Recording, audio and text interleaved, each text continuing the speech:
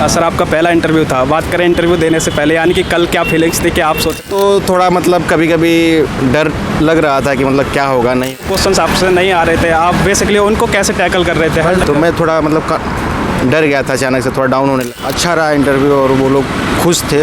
Questioning के बाद जब उन्होंने थैंक यू बोला तो मतलब उनका। Hello sir. हेलो सर कैसा हुआ इंटरव्यू? इंटरव्यू तो अच्छा गया था। कौन सा अटेम्प्ट था सर आप? ये तीसरा अटेम्प्ट था। तीसरा अटेम्प्ट। और इंटरव्यू कौन सा था? इंटरव्यू पहला था। पहला।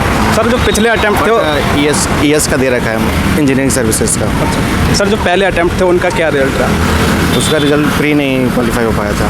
प्री नहीं निकला। सर आपने गलतियाँ एनालिसिस की होंगी, क्या गलतियाँ रहीं, फिर बाद को आपने क्या इम्प्रूवमेंट किया? गलतियाँ तो पहले अटेम्प्ट में मैक्सिमम थी, क्योंकि मैं डीप स्टडी नहीं हो पाई थी मेरी, क्योंकि कम शॉर्ट टाइम मिला था मुझे पहले अटेम्प्ट के लिए। बट सेकेंड अटेम्प्ट और थर्ड अटेम्प्ट के लिए मैंने अपने आप को और रिकन्स्ट्रक्ट किया, मतलब अपने आप को और इम्प्रूव किया। और फिर उसके बाद से सर आपका ऑप्शनल और मीडियम क्या था? मेरा मीडियम तो इंग्लिश है, ऑप्शनल मैकेनिकल इंजीनियरिंग है। मैकेनिकल।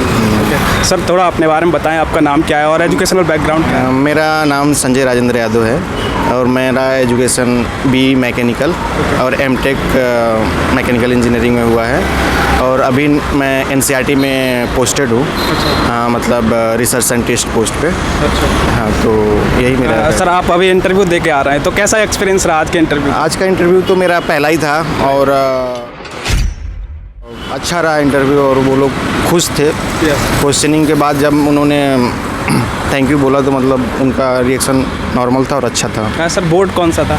बोर्ड तो पैनल 1 था मेरा। अच्छा। सर बात करें क्या क्वेश्चन पूछे गए या किस टाइप के क्वेश्चन पूछे गए? 2-4 क्वेश्चन हमारे व्यूअर्स को बता पाओ। एक्चुअल पहले से तो मुझसे ये पूछा गया कि आपका यूपी बोर्ड सा हिंदी मीडियम से था और आप डायरेक्ट इंजीनियरिंग में इंग्लिश मीडियम में गए, तो उसको कैसे टैकल किया, मतलब कैसे मतलब वो किया अपने आप को।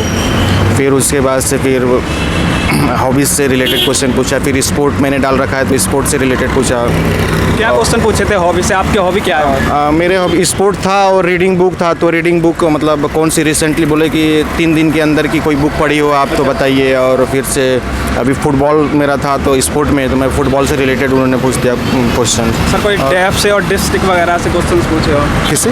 डैफ और डिस्ट्रिक्ट। डिस्ट्रिक्ट से तो क्वेश्चन नहीं पूछा है, बट मेरे ऑप्शनल सब्जेक्ट से क्वेश्चन ज़्यादा पूछा है उन्होंने। अच्छा। और वो ये बोले कि आप मैकेनिकल में हो, एमटेक भी कर लिए हो, तो फिर आप उसी फील्ड में ईएस में जाओ, इसमें क्यों आना चाहते? फिर आपको मालूम है कि इस पोस्ट की रिस्पॉन्सिबिलिटी क्या होती है, तो इससे क्वेश्चन पूछा था उन्होंने। सर कोई सिचुएशन बेस्ड क्वेश्चन पूछा? सिचुएशन ये दिया था, मतलब वो दिया था कि मतलब आप जा रहे हो, आपको 5 लोग मिल गए, उनको बहुत नीड है। और आप कैसे फाइंड करोगे कि मतलब उनको रियलिटी में नीड है कि नहीं है, इस टाइप से क्वेश्चन पूछा था। सर कोई ऐसा क्वेश्चन जो आपको नहीं पता हो, आप जिसका आंसर नहीं दे पाए? एक्चुअल उन्होंने ना ये पूछ दिया था ना डायरेक्टली कि मतलब डू यू नो, मतलब इस पोस्ट का रिस्पॉन्सिबिलिटी और जॉब ऑफ नेचर क्या है। तो मैं थोड़ा मतलब डर गया था, अचानक से थोड़ा डाउन होने लगा था। बट फिर उन्होंने सर जो क्वेश्चंस आपसे नहीं आ रहे थे, आप बेसिकली उनको कैसे टैकल कर रहे थे? मैंने बस यही बोल रहा था कि सॉरी सर, और स्माइल दे रहा था। तो सर बात करें जो आपको गैप मिला मेंस के रिजल्ट के बाद, उसमें आपने इंटरव्यू के लिए कैसे प्रिपेयर किया आपने आपको? मैं मतलब शॉर्ट क्वेश्चन बनाए थे और शॉर्ट क्वेश्चन को मतलब बस वही 1 दिन 2 दिन पहले और बना के रीड कर लिया, थोड़ा अच्छे से कर लिया उसको। सर आपका ऑप्शनल मैकेनिकल इंजीनियरिंग था, तो इसके आपके रिसोर्सेज क्या रहे, कहाँ से तैयार किया आपने? मैकेनिकल इंजीनियरिंग मैंने मेडीजी से मटेरियल लिया था और बाकी सेल्फ रेफरेंस बुक्स मैंने मतलब रीडिंग की थी। अच्छा। सर आपका पहला इंटरव्यू था, बात करें इंटरव्यू देने से पहले, यानी कि कल क्या फीलिंग्स थी, क्या आप सोच रहे थे, क्या सोच रहे थे वैसा इंटरव्यू हुआ? कल तो थोड़ा मतलब कभी कभी डर लग रहा था कि मतलब क्या होगा नहीं होगा, बट यहाँ आने के बाद से फिर डर ख़त्म हो गई। फिर अंदर जाने के बाद वो खुद ही आपको ना इतना यूज टू कर लेते हैं ना इंट्रोडक्शन में कि मालूम नहीं चलता कि हम इंटरव्यू दे रहे हैं कि उनसे बात कर रहे हैं। सर बात करें आपकी प्रिपरेशन की, तो कैसे हुई? कोचिंग का सहारा लिया आपने या सेल्फ स्टडी की थी? नहीं, मैंने कोचिंग का भी सहारा लिया था, वाजीराम कोचिंग की है मैंने। सर वाजीराम कोचिंग की आपने, तो आपके लिए कितना हेल्पफुल रहा कोचिंग? कोचिंग में तो उतना मैंने अपने आप को इम्प्रूव नहीं कर पाया था, बट सेल्फ इम्प्रूव ज़्यादा किया मैंने अपने आप को। सर बात करें स्ट्रेटजी की, प्रीलिम्स और मेंस के लिए आपकी क्या स्ट्रेटजी रही, कैसे तैयारी की आपने? एक्चुअल मैंने तो स्ट्रेटजी मेरी मेंस की रीडिंग मतलब मेंस की करता था मैं।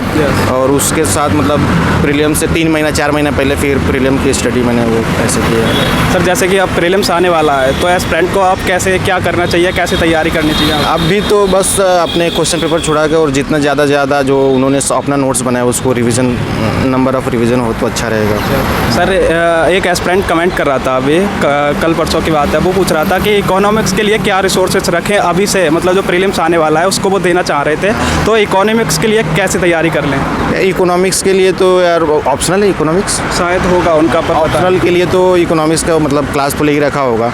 और बाकी मतलब कुछ प्रोफेसर्स भी हैं जो कि अच्छे पढ़ाते हैं इकोनॉमिक्स, और इकोनॉमिक्स मतलब शॉर्ट नोट्स निकाल ले इकोनॉमिक्स की, और गवर्नमेंट की पॉलिसी है इकोनॉमिक्स से रिलेटेड, इन्वायरमेंट से रिलेटेड, क्योंकि इकोनॉमी का क्वेश्चन खाली इकोनॉमिक्स से नहीं होता है, एग्रीकल्चर और इन्वायरमेंट इन दोनों का भी इंक्लूडेड होता है, तो इस वजह से थोड़ा क्वेश्चन उसमें एनालिसिस करना पड़ेगा। सर जैसे काफ़ी बच्चे शुरुआत कर रहे हैं यूपीएससी की, तो उनको नहीं पता होता कि कौन सी बुक लिस्ट पढ़नी होती है, तो आप थोड़ा बुक्स बता पाओ कौन कौन तो पहले से स्टार्ट करना है, तो पहले तो मैं तो ये कहूँगा कि 2 से 3 बार एनसीईआरटी पढ़ लिया जाए, उसके बाद से फिर अपना एक बेस बन जाता है, हम अंडरस्टैंडिंग अपनी बढ़ जाती है, तो उस हिसाब से हम फिर अपनी रेफरेंस बुक पे जाते हैं, तो फिर आइडिया और थिंकिंग ब्रॉड हो जाती है ना, तो उससे सॉल्व करने में अच्छी होती है। राइट सर, आपने टेस्ट सीरीज वगैरह लगाई होंगी प्रीलिम्स के लिए, तो कहाँ से लगाई और कितना इंपॉर्टेंट होता है टेस्ट? तो नेक्स्ट आईएएस का और रिवीजन की टेस्ट सीरीज लगा रहे हैं। सर एक करंट अफेयर्स को लेकर काफ़ी इशू रहता है, तो आप क्या पढ़ते थे करंट अफेयर्स? करंट अफेयर में मैगजीन पढ़ता था, योजना और बाकी मंथली मैगजीन विजन की।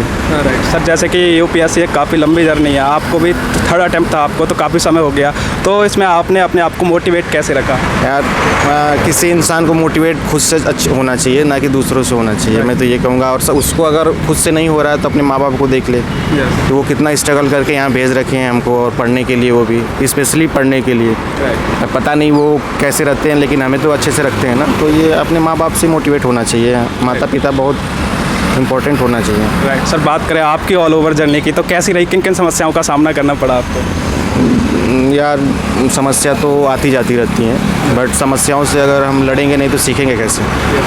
सर लास्ट में जो भी व्यूअर्स वीडियो देख रहे हैं या तैयारी कर रहे हैं, आप उनके लिए क्या क्या मैसेज होगा? मैं तो यही कहूँगा कि भाई कोई भी हो, समस्या आती रहती है, जाती रहती है, समस्याओं का एक इसका सलूशन, जैसे समस्या आती है उसका सलूशन भी बनता है और होता भी है, बस हमें उसकी ढूंढने की ज़रूरत होती है, और अपने आप को मेहनत पे जितना ज़्यादा से ज़्यादा मेहनत कर सको करते रहना चाहिए। सर आपका ऑप्शनल मैकेनिकल इंजीनियरिंग था, तो इसके कोई बुक लिस्ट आप बता पाओ, आपने कौन कौन सी बुक्स पढ़ी आपने? मैंने बस रेफरेंस बुक पढ़ी है, और मेडी जी के कुछ नोट्स भी पढ़े हैं मैंने। Okay sir, thank you so much, all the best.